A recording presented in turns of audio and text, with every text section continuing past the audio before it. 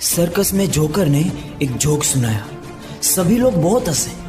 वही जोक उसने दूसरी बार सुनाया, अब थोड़े कम लोग हंसे। वही जोक उसने जब तीसरी बार सुनाया तो कोई ना हंसा।